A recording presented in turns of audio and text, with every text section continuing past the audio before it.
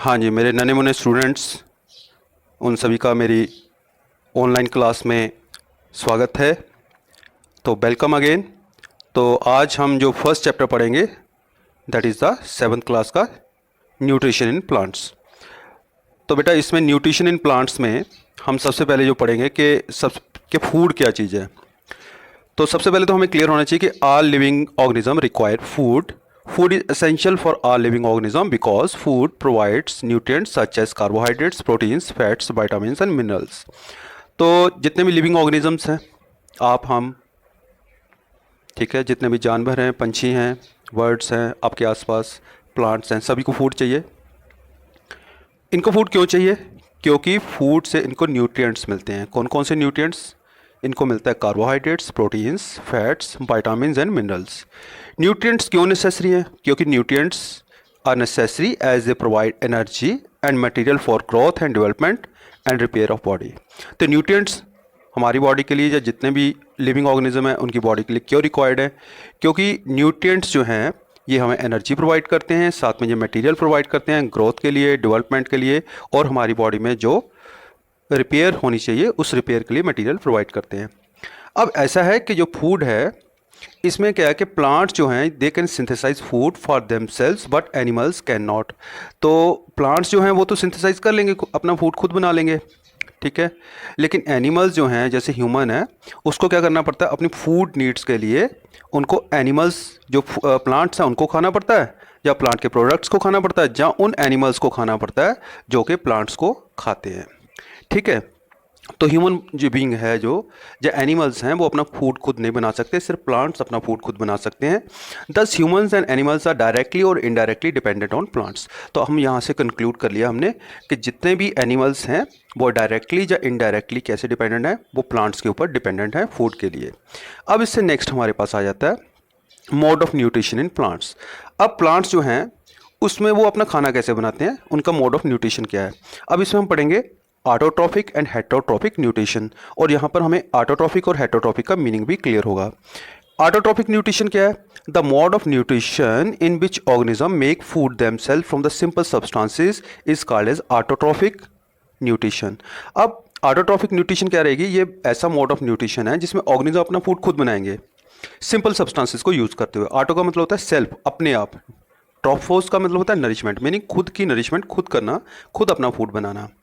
तो इसमें हमारे पास क्या रहेगा कि all green plants are called autotrophs और autotrophic organism because they can prepare their own food by using raw material that is water, carbon dioxide and minerals present in their surrounding.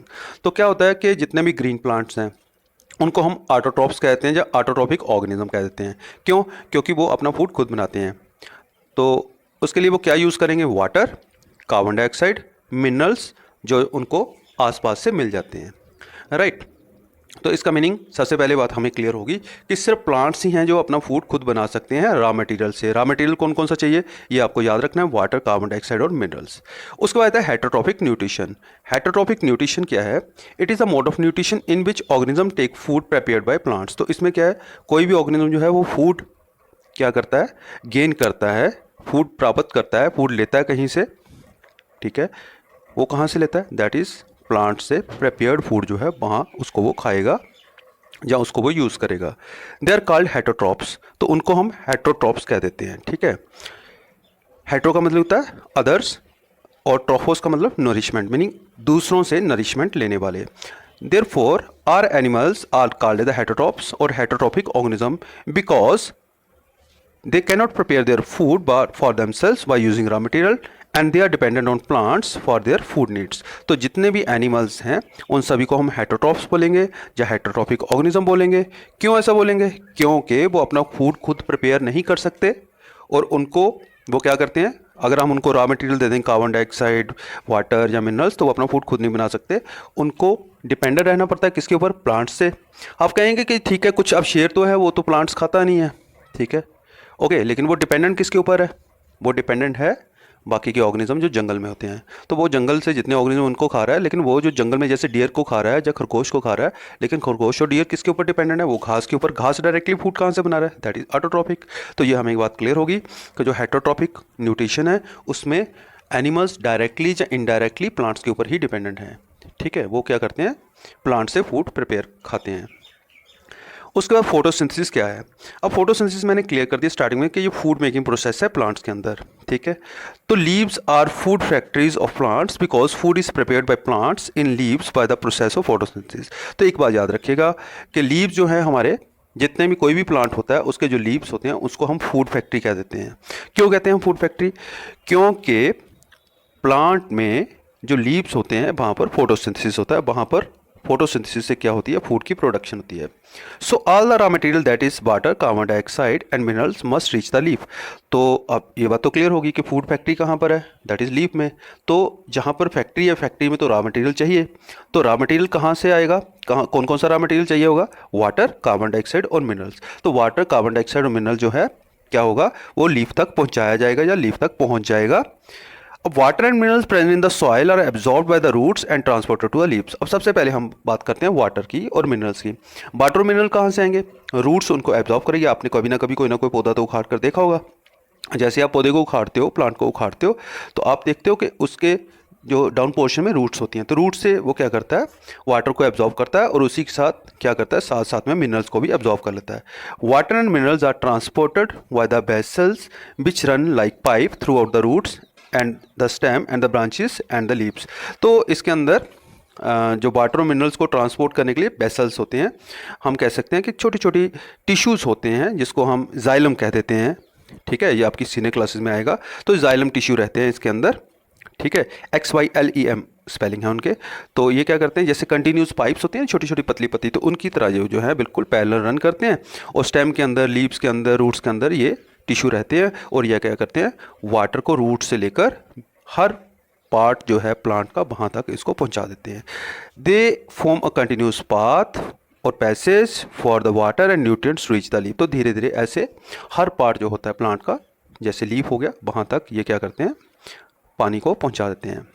अब उसके बाद आता है कार्बन डाइऑक्साइड फ्रॉम एयर। अब carbon dioxide कहाँ से आएगी, वो हवा से आएगी। आपको पता है कि हवा में अलग अलग गैसेस हैं, नो डाउट वहाँ पर नाइट्रोजन की क्वांटिटी ज़्यादा है, ठीक है, वहाँ पर ऑक्सीजन की क्वांटिटी ज़्यादा है, लेकिन थोड़ी सी अमाउंट जो है उसमें कार्बन डाइऑक्साइड जो है, traces of carbon dioxide are also there.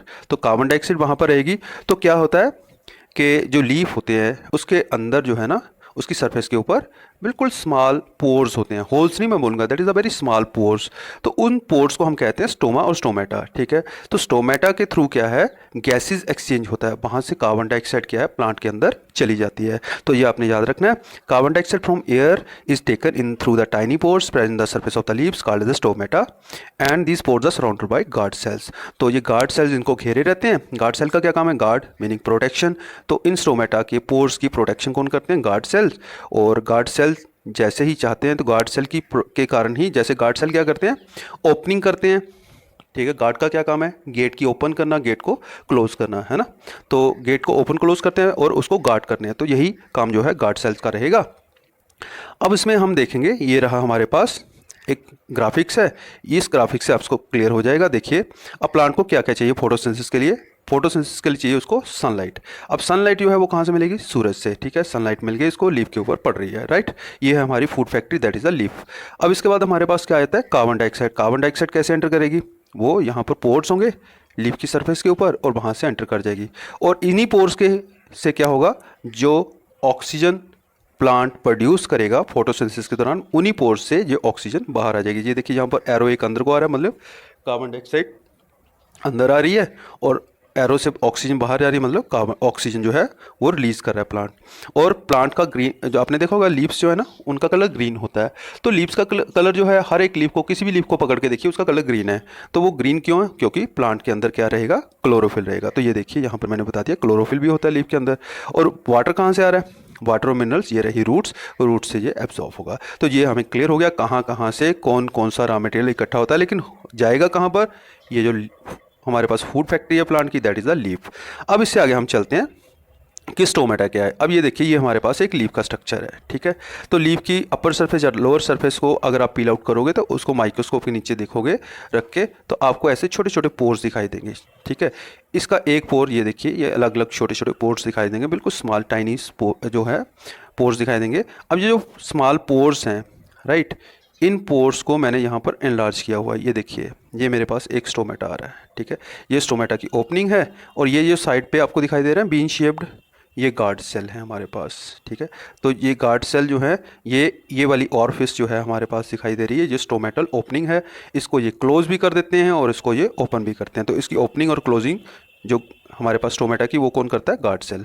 अगर आप और इसको डिटेल में देखना चाहते हो तो ये हमारे पास एक और ग्राफिक्स है, ठीक है। अगर हम किसी प्लांट का ट्रांसफर सेक्शन, जो लीफ है उसका ट्रांसफर सेक्शन या लॉन्गिट्यूडल सेक्शन एलएस काट कर देखेंगे तो आपको दिखाई देगा कि यहाँ पर ये देखिए आपको स्टोमेटा वहाँ पर दिखाई दे जाएंगे, ठीक है। ये स्टोमेटा जो है ये साइड व्यू हमें उसका दिखाई दे रहा है। तो इसका मतलब है हर प्लांट में स्टोमेटा आपको तभी दिखाई देंगे जब आप उसको माइक्रोस्कोप के नीचे रखोगे। अब उसके बाद आता है हमारे पास mode of nutrition of plants में आगे, the leaves have a green pigment called as chlorophyll. तो लीव्स के अंदर ग्रीन पिगमेंट जो फोटोसिंथेसिस में हेल्प करता है उसका क्या नाम है? Chlorophyll. It helps leaves to capture the energy of the sunlight. तो क्लोरोफिल का क्या काम रहेगा? आपको सभी चीज़ों के काम धीरे धीरे याद रखने हैं। क्लोरोफिल का क्या काम है कि उसने एनर्जी को कैप्चर करना है, सोलर एनर्जी, सन की एनर्जी को उसने कैप्चर करना है। अब ये एनर्जी कैप्चर कर ली तो प्लांट क्या करेगा? उस एनर्जी का क्या यूज़ है इस एनर्जी की? तो इस एनर्जी को, this energy is use to synthesise to make food from carbon dioxide and water. तो ये कार्बन डाइऑक्साइड और वाटर को यूज़ करते हुए इस एनर्जी को जो सनलाइट से लीफ ने इकट्ठी की है उसको वो फूड बनाने के लिए यूज़ करेगा। Because the synthesis of food occur in the presence of sunlight, the process is called the photosynthesis. अब देखिए ये सारे का सारा प्रोसेस जो है, फूड बनाने का प्रोसेस जो है प्लांट का, ठीक है, ये किसकी प्रेजेंस में हुआ? ये हुआ सनलाइट की प्रेजेंस में। तो सनलाइट की प्रेजेंस, सनलाइट को क्या बोलेंगे हम? दैट इज़ लाइट को बोलते हैं फोटो, ठीक है। सिंथेसिस का मतलब प्रिपेयर करना, कंबाइन करना, बनाना, ठीक है। तो फोटोसिंथेसिस का मतलब हो गया कि सनलाइट की प्रेजेंस में किसी चीज़ को बनाना। सो we conclude that chlorophyll, sunlight, carbon dioxide and water are necessary to carry out the process of photosynthesis। तो यहाँ से हमें एक बात क्लियर हो गई कि क्लोरोफिल चाहिए हमें किसी भी प्लांट को, सनलाइट चाहिए, कार्बन डाइऑक्साइड चाहिए और वाटर चाहिए फोटोसिंथेसिस को करने के लिए। फोटोसिंथेसिस कब होगा? जब ये सारे की सारी चीज़ें वहाँ पर मौजूद होंगी। अगर इसमें से एक चीज़ भी वहाँ पर प्रेजेंट नहीं रहेगी तो फोटोसिंथेसिस नहीं होगा। The solar energy is captured by the leaves and stored in the plant in the form of food. तो इसका मतलब सोलर एनर्जी को असल में हम देखें तो असल में क्या है? सन से ही हमें एनर्जी मिली ना। सन की एनर्जी को किस में कन्वर्ट कर दिया? प्लांट ने अपने फूड में कन्वर्ट कर दिया। एनर्जी कहाँ से आई? सन से मिली। अब मान लीजिए उस प्लांट को हमने खा लिया, ठीक है, तो हमारी बॉडी में एनर्जी कहाँ से आई? प्लांट से। प्लांट में एनर्जी कहाँ से आई थी? सन से।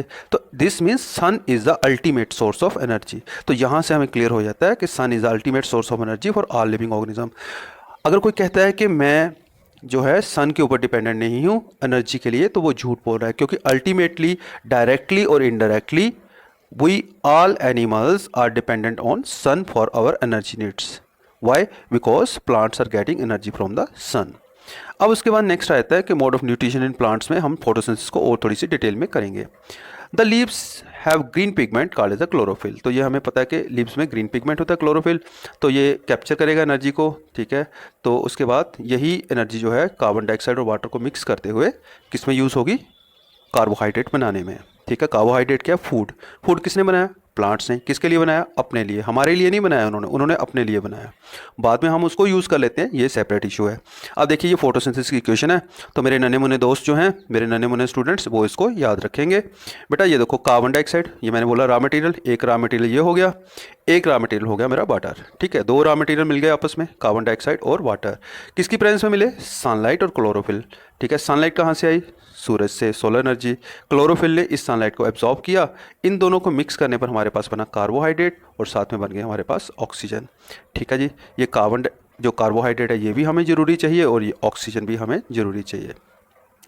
अब देखिए फिर से मैं इसको एक्सप्लेन कर रहा हूँ कि इस प्रोसेस को फोटोसिंथेसिस क्यों कहते हैं, क्योंकि ये लाइट की प्रेजेंस में होता है। अब ये चीज़ आपको याद रखनी है कि फोटोसिंथेसिस एक यूनिक प्रोसेस है जो सिर्फ अर्थ के ऊपर हो रहा है अभी तक। Till now we have observed it is happening on the earth, और यही है लाइफ, जो हमारे यहाँ पर लाइफ एग्जिस्ट हो रही है उसका बेस है। The solar energy is captured by the leaves and stored in the plant in the form of food. तो सोलर एनर्जी को कैप्चर किया प्लांट ने उसको कैप्चर किया और किस में कन्वर्ट कर दिया? उसको फूड में कन्वर्ट कर दिया। फूड क्या है? कार्बोहाइड्रेट। ये हमें क्लियर हो गया। Thus we conclude sun is the ultimate source of energy as all the living organism get energy directly और इनडायरेक्टली फ्रॉम द सन। तो यहाँ से आपको क्वेश्चन आपका एक क्लियर हो जाता है कि सन जो है अल्टीमेट सोर्स ऑफ एनर्जी क्यों है? क्योंकि every body, every organism on this earth is getting it's energy, it is dependent on energy directly और इनडायरेक्टली ऑन सन। तो सन के ऊपर डायरेक्टली और इनडायरेक्टली हर ऑर्गेनिज्म डिपेंडेंट है। तो इसलिए हम कहेंगे कि फोटोसिंथेसिस या सन जो है that is the ultimate source of energy. अब इसके बाद आ जाता है हमारे पास, in the absence of photosynthesis there would not be any food. मान लीजिए फोटोसिंथेसिस प्लांट हड़ताल पे चले जाए, प्लांट बोले हम नहीं करते फोटोसिंथेसिस, तो फिर क्या होगा? फिर उस केस में क्या होगा कि there would be not be any food. The survival of almost all the living organism directly or indirectly depends on the food made by the plants. अब plants के ऊपर food के नीड्स के लिए हम डिपेंडेंट हैं, तो क्या होगा? जितने भी ऑर्गेनिज्म हैं उनको फूड नहीं मिलेगा। और दूसरी बात है, प्लांट्स अगर हड़ताल कर देते हैं कि हम फोटोसिंथेसिस नहीं करेंगे तो हमें ऑक्सीजन भी नहीं मिलेगी भाई, ठीक है। तो ऑक्सीजन जो है ये एसेंशियल है हमारे सर्वाइवल के लिए, हमें जिंदा रहना है तो हमें ऑक्सीजन चाहिए, ठीक है। Of all organism is produced through photosynthesis. In the absence of photosynthesis we would it is life would not be life would be impossible on the earth. तो ऑक्सीजन भी नहीं मिलेगी, फूड भी नहीं मिलेगा। ये दो बेसिक नीड्स हैं हमें ज़िंदा रहने के लिए। तो ना ऑक्सीजन मिलेगी ना फूड मिलेगा, तो इससे क्या है, ऑर्गेनिज्म की डेथ हो जाएगी, ठीक है। अब हमारे पास एक एक्टिविटी है। इस एक्टिविटी को बेटा करने से पहले मैं आपको ना एक सिंपल सी बात समझाना चाहता हूँ। एक हमारे पास लेबोरेटरी रीजेंट है जिसको हम कहते हैं आयोडीन, ठीक है। ये मेरे पास आयोडीन का सैंपल है, आपको दिखाई दे रहा है ना। ये हमारे पास थोड़ी सी येलोइश ब्राउन कलर जो है हमारे पास है, ठीक है। आयोडीन की एक बहुत खासियत है कि आयोडीन का ये जो कलर है ना हमारे पास, ठीक है, ये ऑरेंज ब्राउन सा कलर है, ठीक है। अगर हम इसको कार्बोहाइड्रेट स्टार्च के ऊपर डालें तो इसका कलर ना ये ब्लू ब्लैक हो जाता है, ये देखो, ठीक है। तो इसका कलर हो जाएगा ब्लू ब्लैक, ये आपको क्लियर हो गया, राइट। अब इसका मतलब मान लीजिए आपको मैंने थोड़े से चावल पकाकर मैश करके दिए, तो आपने उसके ऊपर ये वाला आयोडीन डाला मान लो, ठीक है, ये वाला, तो उसका कलर कौन सा हो जाएगा? Blue black.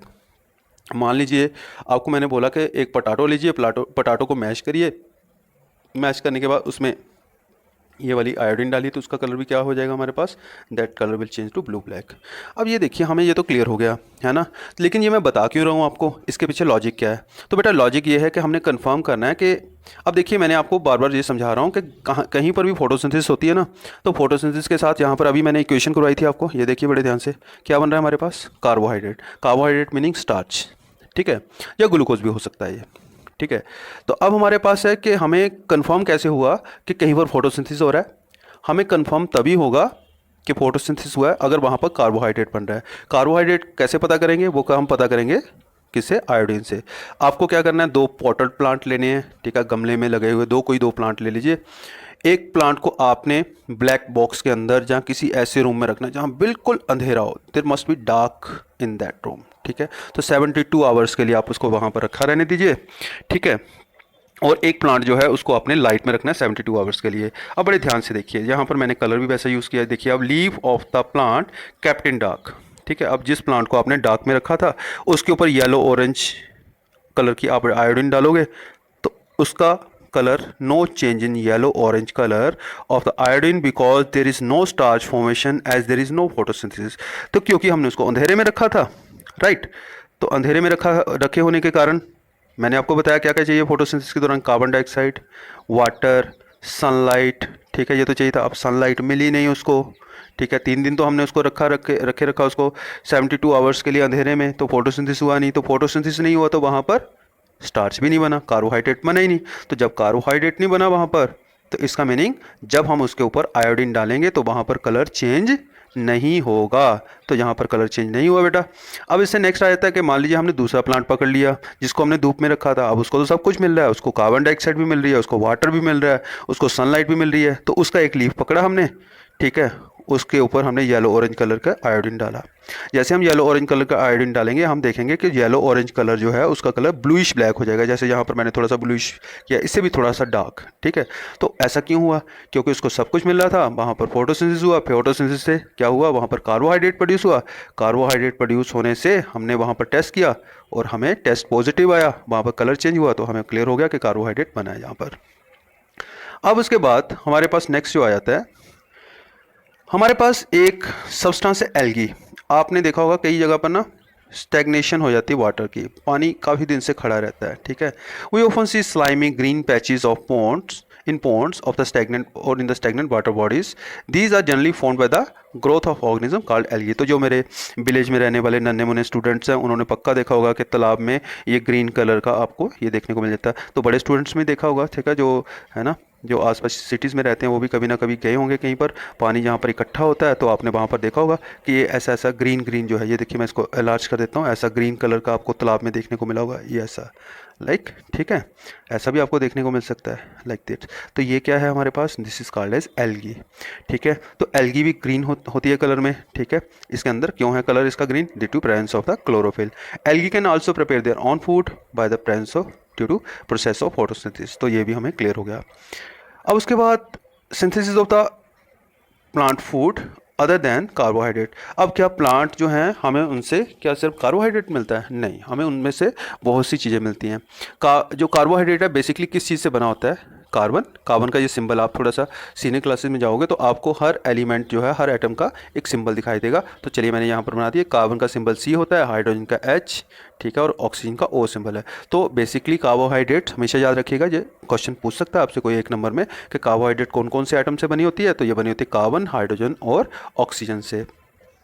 अब देखिए carbohydrates are use further to synthesise other components of food such as the protein and fats. अब कार्बोहाइड्रेट से ही प्रोटीन और फैट्स बनेंगे, लेकिन कैसे, ठीक है। देखिए मैंने आपको यहाँ पर बताया CHO, कार्बन हाइड्रोजन ऑक्सीजन, ठीक है। तो प्रोटीन बनाने के लिए एक और एलिमेंट चाहिए, एक और एटम चाहिए, that is called as the N meaning nitrogen. But protein are nitrogenous substance means containing nitrogen N। तो प्रोटीन बनाने के लिए इनको नाइट्रोजन भी चाहिए। अब नाइट्रोजन कहाँ से आएगा, ठीक है। तो अभी मैंने जब लेक्चर मैं बोल रहा था तो मैंने बोला था हवा में कार्बन डाइऑक्साइड होती है, नाइट्रोजन होती है और ऑक्सीजन। तो आप सोचोगे कि हवा से सीधी नाइट्रोजन उठा ली प्लांट ने, जैसे कार्बन डाइऑक्साइड उठाई थी तो वैसे नाइट्रोजन उठा लेगा। No, this is not possible, ठीक है। Now question arises from where do the plants obtain nitrogen। तो नाइट्रोजन डायरेक्टली प्लांट यूज नहीं कर सकता, ठीक है। प्लांट में ऐसा कोई मैकेनिज्म नहीं है कि उसको डायरेक्टली जो है नाइट्रोजन को यूज कर सके। तो फिर वो क्या करेगा, plants can not absorb nitrogen in the direct form from air. Indeed, soil has certain bacteria that convert gaseous nitrogen into a usable form and release it into the soil। तो क्या होता है सॉइल के अंदर, ठीक है, ये हम आगे और डिटेल में करेंगे। एक खास किस्म के बैक्टीरिया होते हैं, वो क्या करते हैं नाइट्रोजन, जिसको हम N2 के रूप में लिखते हैं, नाइट्रोजन को, वो जो नॉन यूजेबल होती है, प्लांट जिसको यूज़ नहीं कर सकते, उसको यूजेबल फॉर्म, ऐसी फॉर्म में कन्वर्ट कर देते हैं जिसको प्लांट यूज़ कर सकते हैं। These usable form are absorb by the plant along with water and soil. तो ये यूजेबल फॉर्म जो है वो प्लांट क्या करते हैं, वाटर जब एब्जॉर्ब कर रहे होते हैं रूट्स के थ्रू, है ना, उसी के थ्रू ये सॉइल से उसको एब्जॉर्ब कर लेते हैं। Also farmers add fertilizer rich in nitrogen to form the soil। तो इसके अलावा फार्मर्स क्या करते हैं, अब देखिए डायरेक्टली तो नाइट्रोजन मिलने से रही प्लांट को, तो वो क्या करते हैं कि नाइट्रोजन वाली जो कुछ हमारे पास फर्टिलाइजर्स हैं जिनको हम फैक्ट्रीज़ में बनाते हैं, वो भी जो है सॉइल के अंदर मिक्स करते हैं। In this way plant fulfil there needs of nitrogen along with the other constituent. तो ऐसे जो बाकी के न्यूट्रिएंट्स उसको मिल रहे हैं प्लांट को, ठीक है, वैसे ही उसको जो है क्या मिल जाता है, उसको नाइट्रोजन मिल जाती है। Plants can synthesise protein and vitamin using this nitrogen. तो प्लांट्स क्या करते हैं, इस नाइट्रोजन को जो उसने रूट से ली है, ठीक है, जो बैक्टीरिया ने इकट्ठी की थी, बैक्टीरिया ने जो यूजेबल फॉर्म में कन्वर्ट की थी, उसको ये क्या करेंगे, प्रोटीन और विटामिन बनाने के लिए यूज़ करेंगे। अब हमारे पास प्लांट्स में और भी कई तरह के मोड हैं न्यूट्रिशन के, ठीक है। अदर मोड ऑफ न्यूट्रिशन जो है प्लांट्स में वो कौन कौन से हैं, पैरासिटिक मोड ऑफ न्यूट्रिशन। अब देखिए प्लांट जो है उन्होंने न्यूट्रिशन करनी है, जब उनको कोई चीज़ पर्टिकुलर नहीं मिलेगी तो वो किसी और मोड की ओर शिफ्ट होंगे। तो हमारे पास क्या है, there are some plants which do not have chlorophyll so they can not synthesise food. अब देखिए हमने जब प्रेपरेशन ऑफ फूड देखी प्लांट्स में, सिंथेसिस ऑफ फूड देखी, फोटोसिंथेसिस देखा, तो हमने देखा कि कार्बन डाइऑक्साइड जरूरी थी, क्लोरोफिल जरूरी था, सनलाइट जरूरी थी, वाटर जरूरी था, ठीक है। अब ये सारी चीज़ें हमने दे दी। मान लीजिए वहाँ पर क्लोरोफिल ही ना हो तो फिर क्या करेगा प्लांट, क्लोरोफिल ना हो या क्लोरोफिल कम हो तो फिर वो क्या करेगा, किसी और मोड से अपनी न्यूट्रिशन करेगा। Then question rises how do they survive and from where they have derive nutrition. तो उनको कहाँ से न्यूट्रिशन मिलेगी। Such plants depend on the food produced by other plants like human and they use the heterotrophic mode of nutrition. तो ऐसे plant जिसमें chlorophyll कम है वो क्या करेंगे, वो शिफ्ट हो जाएंगे, उनका मोड ऑफ न्यूट्रिशन हेटरोट्रॉफिक हो जाएगा, meaning they will be dependent on other plants for their food needs. You must have seen a yellow wiry branch structure twining around the stem and branches of a tree that is a cascata, that is a अमरबेल. तो बेटा आपने अमरबेल जरूर देखी होगी. चलिए मैं आपको इसका स्ट्रक्चर दिखाता हूँ. ये देखिए है ना, ऐसा कहीं ना कहीं आपने देखा होगा. पापा या मामा को साथ में लेकर जाइए, थोड़ा सा जहाँ पर पेड़ लगे हैं, ठीक है, आसपास थोड़ा सा घूमिए, गांव में घूमिए, आपको कहीं ना कहीं ये अमरबेल दिखाई दे जाएगी. नहीं दिखाई दे रही तो ये मैंने आपको ग्राफिक्स में बता दिया, ठीक है. ये ऐसे हमारे पास अमरबेल फैली होती है, ठीक है. ये देखिए ये प्लांट के ऊपर फैली हुई है, अच्छा वाला प्लांट है, उसके ऊपर अमरबेल ने उसको ढक रखा है, ठीक है. तो ये हमारे पास जो है क्या रहता है, हमने अमरबेल को ग्राफिक्स देख लिया, ठीक है. तो Cuscuta does not have chlorophyll, hence it takes readymade food from the plant on which it is climbing. तो कस्कटा अमरबेल प्लांट क्या कहती है कि ये जिस प्लांट के ऊपर चढ़ती है उसी से ये फूड लेना शुरू कर देती है, ठीक है. और सिंपल सी बात है, जो प्लांट जिसके ऊपर कस्कटा की बेल जो है वो चढ़ती है, कस्कटा का प्लांट जो है फैला होता है, उसको हम कहते हैं होस्ट, और जो कस्कटा का प्लांट है उसको हम कह देंगे पैरासाइट, ठीक है. क्यों? क्योंकि why it is called as a parasite? Cuscuta deprives the host of the valuable nutrients. Cuscuta is called as parasite. तो ये जितने भी valuable nutrients होंगे जो प्लांट अपने लिए तैयार करेगा, कस्कटा क्या करेगा, ठीक है, उन न्यूट्रिएंट्स को कनेक्शन बना के प्लांट के साथ उनको एब्जॉर्ब करना शुरू कर देगा, राइट. अब उसके बाद हमारे पास एक आ जाता है इंसेक्टिवोरस प्लांट. अब देखिए कुछ प्लांट्स ऐसे भी हैं जो इंसेक्ट को खाते हैं, ठीक है. आपको हैरानी हुई ना कि इंसेक्टिवोरस प्लांट भी होते हैं. हमारे नॉर्थ ईस्ट स्टेट्स जो हैं, ठीक है, मेघालय, सिक्किम, ठीक है, मणिपुर, ऐसी नॉर्थ ईस्ट स्टेट्स में, ठीक है, हम सिर्फ अपने देश की बात करेंगे, वहाँ पर ऐसे कुछ प्लांट्स पाए जाते हैं जो इंसेक्ट्स को खाते हैं, ठीक है. इवन वो छोटा सा कोई चूहा आ जाए उनके पास, कोई इंसेक्ट आ जाए तो उसको ये क्या करते हैं, उसको ये एनगल्फ कर जाते हैं और उसको ये खा जाते हैं. लेकिन ये तो है नहीं कि चलते तो है नहीं प्लांट, तो फिर कैसे खाते हैं? तो यहाँ पर दे देखिए है ना, मैं आपको बताता हूँ. There are some plants that can eat insects, they can trap insects and digest them. तो क्या है कि कुछ प्लांट्स हैं वो इंसेक्ट्स को, स्मॉल ऑर्गेनिज्म है उसको ये खा जाते हैं. तो such insect eating plants are called as insectivorous plants. तो सिंपल सी बात है, हमारे पास इंसेक्टिवोरस प्लांट्स की जो डेफिनेशन है वो क्या रहेगी. इंसेक्टिवोरस प्लांट्स जो हैं ऐसे प्लांट्स होते हैं जो क्या करते हैं, इंसेक्ट्स को खा लेते हैं, ठीक है. और कैसे खाते हैं ये मैं आपको क्लियर करता हूँ. सच प्लांट्स मे बी ग्रीन और सम अदर कलर, ये इनका कलर ग्रीन भी हो सकता है और उनका कलर कुछ भी हो सकता है, ठीक है. तो हमारे पास एक पिक्चर प्लांट, ठीक है. पिक्चर प्लांट क्या है? The picture like jug like structure and modified part of the leaf. तो ये होता क्या, प्लांट जो है ये कहीं बाहर से तो कोई चीज़ लेकर नहीं आएगा, तो इसका अपना लीफ है जो, ये देखिए ये जग की तरह इसने अपने आप को मॉडिफाई किया हुआ है, ये देखिए है ना, दिखाई दे रहा है आपको, ये देखिए, ये आपको लग रहा है ना जग जैसा स्ट्रक्चर बना रखा है, इसने अपने आप को जग की तरह मॉडिफाई कर लेता है और इसी के ऊपर ही इसका एक कवर है, ठीक है. ये जो स्ट्रक्चर है इसके अंदर ना छोटे छोटे हेयर होते हैं, हेयर जैसे जैसे आपके नोज़ के अंदर हेयर ना वैसे इसके अंदर रहेंगे, वो इस डायरेक्शन में रहेंगे, उल्टी डायरेक्शन में, ठीक है, ऐसे. तो मीनिंग प्लांट जो है उसके जो जग जैसा स्ट्रक्चर है, ठीक है ना, उसके अंदर क्या रहेंगे, हेयर रहेंगे छोटे छोटे. तो इसमें क्या रहेगा, the apex of the leaf form the lid which can open and close mouth of the pitcher. तो इसके ऊपर क्या रहेगा, एक ये कवर रहेगा, इसका लिड रहेगा, ढक्कन रहेगा. अब देखिए जैसे ही हेयर होते हैं ना, हेयर जो है वो सेंसिटिव है, इसके अंदर मैंने बता दिया, ये देखिए इसको आपको देखने को मिल रहे होंगे जहाँ पर, ये मैंने ऊपर से जो एक ग्राफिक्स है उसकी फ़ोटो खींची हुई है, इसके अंदर हेयर है ना. तो क्या होगा, जैसे ही, ठीक है, अब इसके अंदर क्या है, इसमें से बड़ी मीठी मीठी फ्रेगरेंस निकलेगी, ठीक है. तो क्या होगा, अब इसको बड़े ध्यान से समझिएगा. Inside the pitcher there are hair which are directed downward. तो बाल तो होते हैं जो अंदर की ओर उनकी डायरेक्शन होती है. When an insect land in the pitcher the lid closes and the trapped insect get entangled into the hair.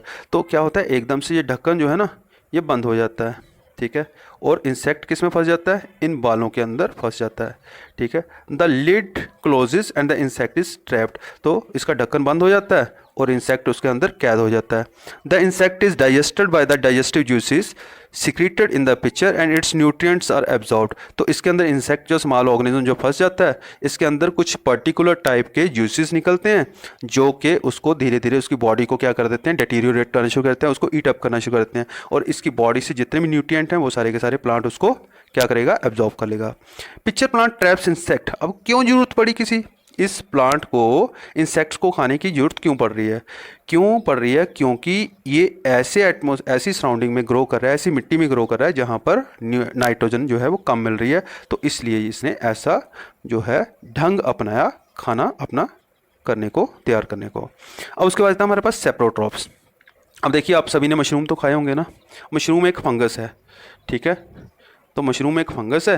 तो आपने देखा होगा कि पैकेट्स में मशरूम आती है। तो अभी थोड़े दिनों में रेनिंग सीजन शुरू होगा, जहाँ पर रेन्स ज़्यादा पड़ती हैं। आपने देखा होगा कि जहाँ पर ना ग्राउंड में आप बारिश के बाद आप देखोगे कि गोल गोल वाइट कलर की मशरूम्स आपको ज़मीन के ऊपर लगी हुई दिखाई देगी। या फिर आप देखोगे किसी गली सड़ी हुई लकड़ी के ऊपर, जो बहुत पुराना, जहाँ पर लकड़ियाँ पड़ी हैं, जहाँ पर जंगल में, जहाँ कहीं पर ऐसा घास वास जो है गल रहा है, वहाँ पर ऐसे स्ट्रक्चर आपको देखने को मिलेंगे, ठीक है ना। ये भी मशरूम है ना, ये ऐसा सुंदर सा मशरूम भी आपको देखने को मिलेगा। But all mushroom are not edible, याद रखिएगा। जितना सुंदर मशरूम देखने को दिखाई रहा है वो उतना ही ज़्यादा पॉइजनस हो सकता है। लेकिन कुछ वेराइटीज़ हैं, जैसे ये मशरूम की एक वेराइटी है जिसको एगेरिकस कैम्पेस्ट्रिस कहते हैं, आई थिंक। तो इसको एडिबल मशरूम जो है, ठीक है, ये कहाँ पर उगती है? ये जो डेड मटेरियल होता है, जो गल सड़ रहा मटेरियल होता है, उसके ऊपर उगती है, ठीक है। तो इसके ऊपर अगर कोई डेड मटेरियल के ऊपर कोई चीज़ जो है वो ग्रो कर रही है तो हम उसको क्या कहेंगे? अब हमारे पास सेप्रोट्रॉप्स की एक एक्टिविटी आ गई। आपको क्या करना है? एक ब्रेड लेनी है, उसके ऊपर पानी डालना है, ठीक है। उसको 2-3 दिन पानी डालकर पड़े रहने देना। आप देखोगे कि ब्रेड के ऊपर ये वाले पैचेस दिखाई देंगे, पक्का आपने देखे होंगे, है ना। ये देखो, ये वाले पैचेस आपको दिखाते हो। इसको माइक्रोस्कोप के नीचे रख के देखेंगे ना तो ये ऐसा दिखाई देगा, ठीक है। ये मैंने ग्राफिक्स, ठीक है, आपके लिए लगा रखे हैं। तो ये देखिए, ये ऐसे स्ट्रक्चर है, इसके ऊपर ऐसे जैसे लॉलीपॉप नहीं होता है ना, वैसा दिखाई दे रहा है, ठीक है। ये स्पोरेंजिया है हमारे पास, इसमें छोटे छोटे स्पोर्स बनेंगे, ठीक है। ये यहीं से क्या है कि असल में आप सिंपली इसको याद रखिए कि अगर हम ब्रेड मोल्ड जो होते हैं, ब्रेड की फंगस को देखें तो वो ऐसी दिखाई देगी, ठीक है। तो अब ब्रेड मुझे बताइए, लिविंग है या डेड है? Obviously bread is dead. तो ये क्या करेंगे? इसमें they have the different mode of nutrition, they absorb the nutrients from the bread. तो इन्होंने क्या किया? डेड जो मटेरियल था, दैट इज़ द ब्रेड, उसमें से इन्होंने मटेरियल अपना एब्जॉर्ब किया, ठीक है। इन्होंने फूड एब्जॉर्ब किया, तो हमने एक्टिविटी कर ली। तो अब इसमें एक नई तरह की न्यूट्रिशन आई थी, saprotrophic nutrition. It is a mode of nutrition in which organism take in nutrients from dead and decaying matter. तो ये एक ऐसा मोड ऑफ न्यूट्रिशन है जिसमें डेड या डिकेइंग मैटर, जो जिसकी डेथ हो चुकी है ऐसा मटेरियल, और जो डिके हो रहा है, जो गल रहा है, ठीक है, वहाँ पर कोई ऑर्गेनिज्म ग्रो कर रहा है, वहाँ पर ऑर्गेनिज्म को फूड वहाँ से ले रहा है, तो उसको कहेंगे हम saprotrophic nutrition. Such organism with saprotrophic mode of nutrition are called as the saprotrophs. तो ऐसे ऑर्गेनिज्म जो के सेप्रोट्रॉफिक न्यूट्रिशन शो करते हैं उनको हम कहते हैं सेप्रोट्रॉप्स। फंगस जो है, फंजाई जो है, जितने भी आपने देखा होगा आपके घर में, आपके मामा बोलते हैं वो पिकल्स के ऊपर ना उल्ली लग गई है ना, फंगस लग गई है, ठीक है। आपने देखा होगा लेदर जो है उसके ऊपर भी फंगस लगी थी, कि कपड़ों के ऊपर फंगस लगी थी, घर में खाने वाली जितनी आइटम्स है उसके ऊपर फंगस लगी थी। लेकिन होता ये कब है? ये होता है बरसात के दिनों में, ठीक है। बरसात के दिनों में ये ऐसा होता है। तो इसका मतलब बरसात में क्या है, सीलन बहुत होती है, ह्यूमिडिटी बहुत होती है, तो इसलिए तब वहाँ पर ऐसा होता है। During the rainy season they spoil many thing. तो रेनी सीजन के दौरान बहुत सारी चीज़ें जो हैं ये जो है स्पॉइल कर देते हैं। The fungal spores are generally present in air. तो अभी मैंने आपको जो स्ट्रक्चर बताया था ना, ये देखो, है ना, इसके ऊपर ये वाले जो है ना, ये स्ट्रक्चर, इसमें छोटे छोटे क्या हैं? स्पोर्स हैं। ये स्पोर्स इतने स्मॉल होते हैं कि माइक्रोस्कोपिक होते हैं, हमें दिखते नहीं, लेकिन ये हवा में सारा का सारा दिन, सारा साल 24/7 ये मौजूद रहते हैं, ठीक है। तो होता क्या है?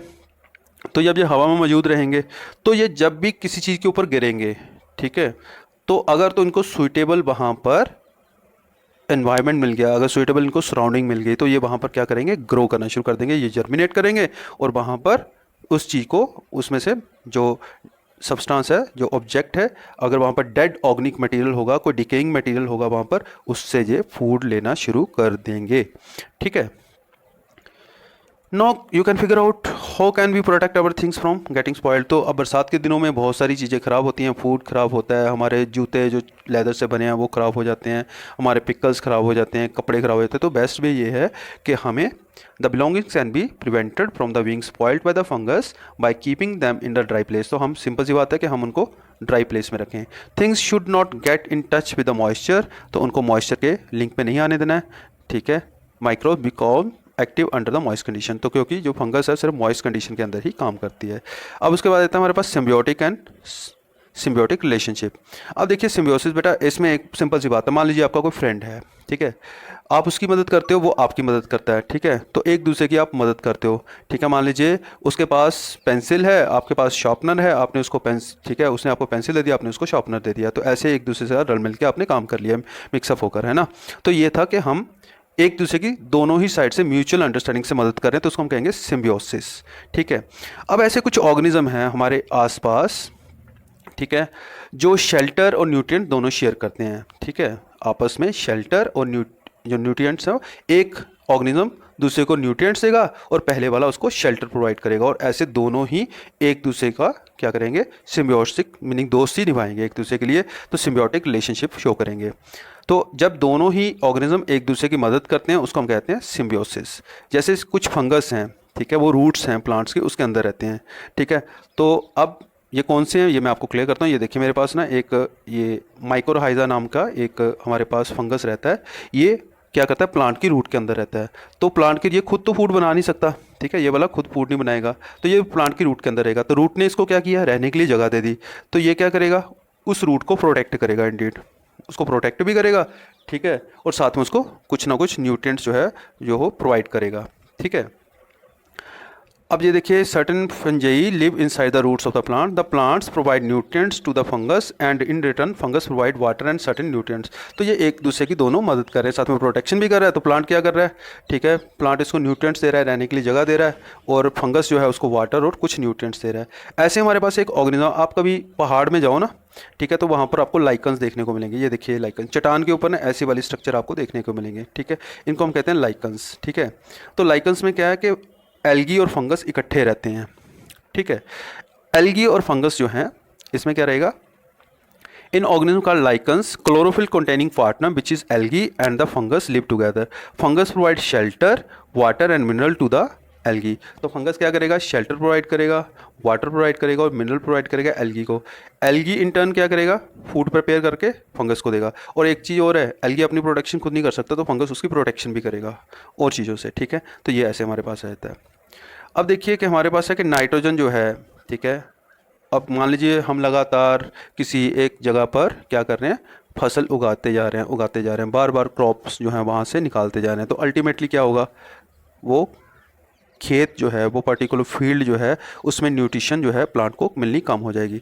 तो हमने देखा कि फार्मर जो है मैन्योर या फर्टिलाइजर्स अपने खेतों में डालते हैं ना, ओके, ये तो हमने देखा। तो क्यों करते हैं ऐसा, we have learn from the previous topic that the plants absorb mineral. तो प्लांट्स को मिनरल चाहिए, है ना, ओके, तो प्लांट्स को मिनरल्स और न्यूट्रिएंट्स चाहिए। So their amount in the soil keep on declining. जब लगातार हम फसल लेते रहते हैं किसी खेत से, तो वहाँ पर मिनरल्स कम हो जाते हैं, ठीक है। तो इसलिए हमें उसमें और मिनरल ऐड करने पड़ते हैं in the form of manure और फर्टिलाइजर्स। फर्टिलाइजर्स जो है और मैन्योर जो है वो कौन क्या क्या चीज़ें प्रोवाइड करते हैं, वो नाइट्रोजन, पोटाशियम, फास्फोरस जैसे हमारे पास एलिमेंट्स हैं जो प्रोवाइड करते हैं। इससे क्या होता है, अगर हम आर्टिफिशियली इनको प्रोवाइड करते हैं तो रूट्स क्या करते हैं, इनको एब्जॉर्ब कर लेते हैं और फिर प्लांट की जो रिक्वायरमेंट है वो पूरी हो जाती है।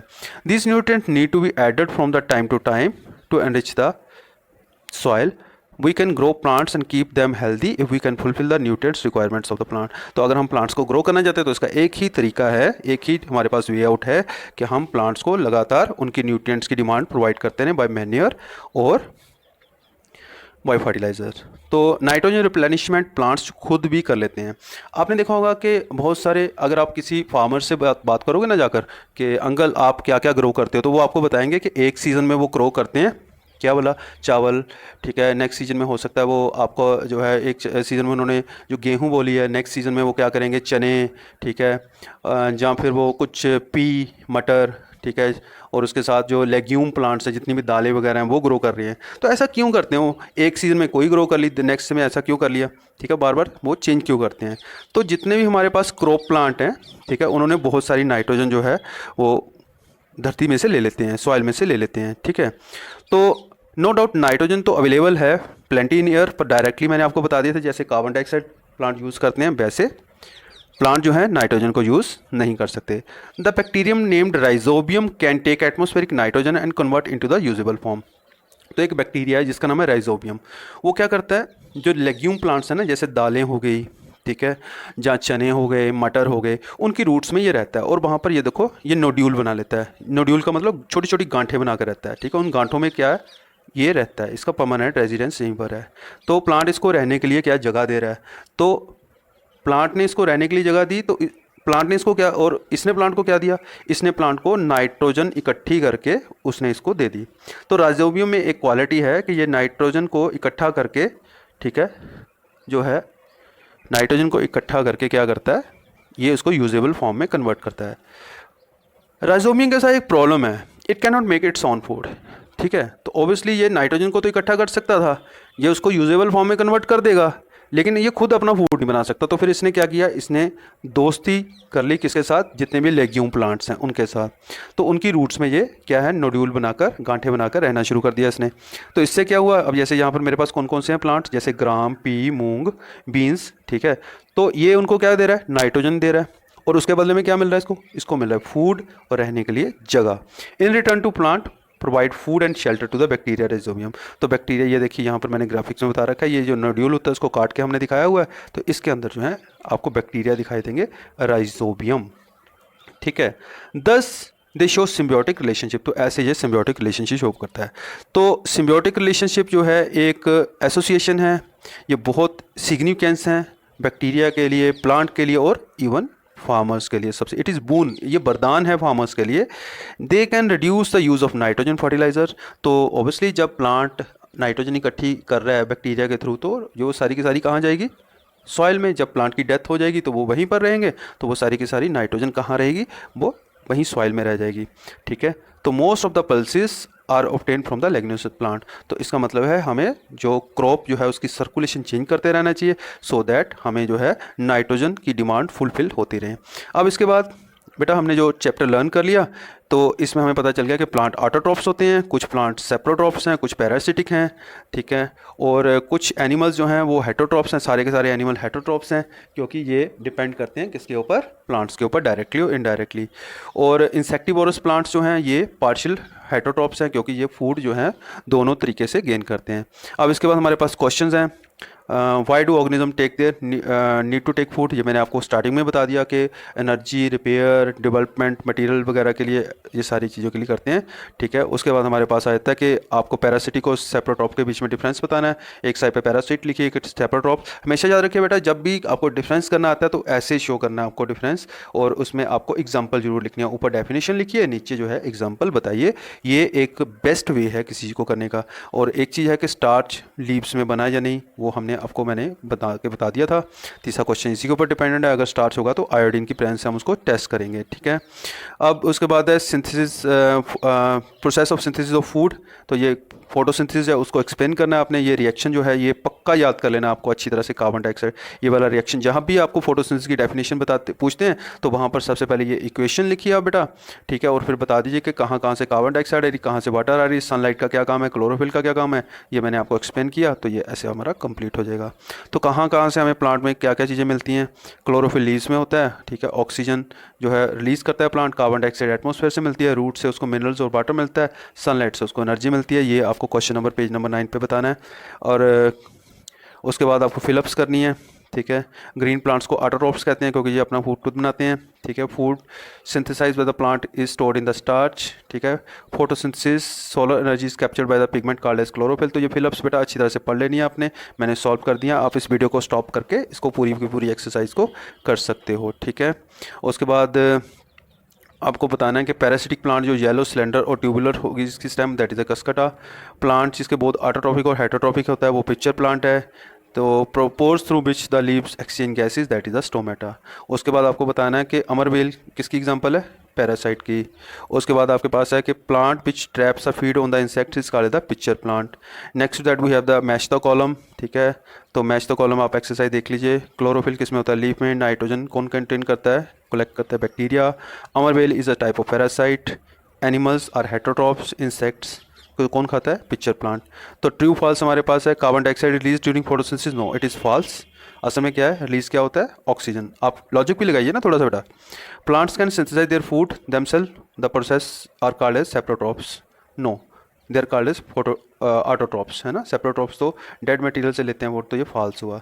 तीसरा हमारा the product of photosynthesis not a protein, ठीक है, और सच में है कि प्रोटीन नहीं होता, ये क्या होता है, स्टार्च होता है। Solar energy is converted into chemical energy during photosynthesis, सच है ये। सोलर एनर्जी जो है केमिकल फॉर्म में कन्वर्ट होती है, स्टार्च क्या है उसमें केमिकल बॉन्ड बनते हैं, केमिकल फॉर्म में चेंज होती है। करेक्ट ऑप्शन क्या है हमारे पास, which part of the plant take carbon dioxide from the air in the photosynthesis, that is the answer is stomata. Stomata ही प्लांट से जो है क्या करते हैं, कार्बन डाइऑक्साइड गेन करते हैं। Choose the correct option from the following, plant take carbon dioxide from the atmosphere mainly through their, कहाँ से लेते हैं कार्बन डाइऑक्साइड, लीप से। तो बेटा ये हमारा कंप्लीट चैप्टर था। तो I are request all of you who have seen this complete video to just subscribe my videos and keep sharing. Thanks for watching my video. आपको क्या करना है, सब्सक्राइब के ऊपर जाकर आप मेरा चैनल जो है सब्सक्राइब करिए, अपने साथ और भी जो आपके नन्हे मुन्ने दोस्त हैं, मेरे नन्हे मुन्ने स्टूडेंट्स हैं, उनको बोलिए कि मेरे चैनल को सब्सक्राइब करें। ऐसे ही राजीव सर जो हैं आपके लिए नए चैप्टर डालते रहेंगे। तो I think it is the first experiment के सभी लोगों के लिए कि एक वन गो में कंप्लीट चैप्टर जो है वो कर देना, तो एक ही बार में कंप्लीट चैप्टर आपको समझ आ जाएगा। फिर भी अगर कोई आपको डाउट हो तो मैं आपकी डाउट क्लियर करने के लिए बैठा हूँ, आप कमेंट सेक्शन में कोई भी डाउट लिख के भेज सकते हो। नेक्स्ट बात है कि आपके यही नोट्स जो हैं मैं आपके कमेंट सेक्शन में जो होगा वहाँ पर डिस्क्रिप्शन सेक्शन जो है यूट्यूब का, वहाँ पर ये मैं नोट्स जो हैं इसका जो है लिंक मैं डाल दूँगा, आप वहाँ से इसको डाउनलोड भी कर सकते हो। Thanks for watching my video, keep subscribing, keep watching and keep sharing my video with others. Thank you, have a nice day.